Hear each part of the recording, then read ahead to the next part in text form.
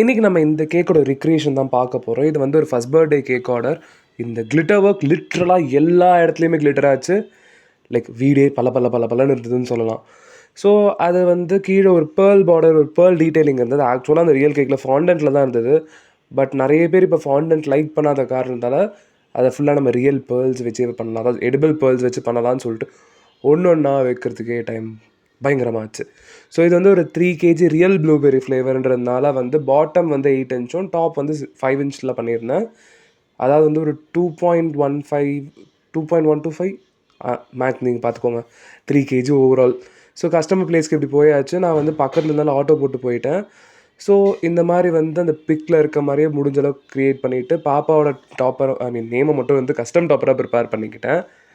So இதுதான் final look. அது cake cutting வரைக்கும் நான் வந்து எடுத்து கீழே வச்சுட்டேன். பிகாஸ் யாராவது தட்டி விட்டாங்கன்னா அவ்வளோ ஹார்ட் ஒர்க்கு வேஸ்ட்டாக போயிடும். ஸோ இந்த ஃபைனல் லுக் எப்படி இருக்குன்னு மறக்காமல் கமெண்ட் பண்ணுங்கள். ஸோ இந்த வீடியோ பிடிச்சதா லைக் பண்ணுங்கள், ஷேர் பண்ணுங்கள், மறக்காமல் சப்ஸ்கிரைப் பண்ணுங்கள். என்னோட நம்பர் நான் ஃபர்ஸ்ட் கமெண்ட்டில் கொடுக்குறேன். இந்த மாதிரி கேக்ஸ் வேணும்னா ஆர்டர் பண்ணிக்கோங்க. தேங்க்யூ.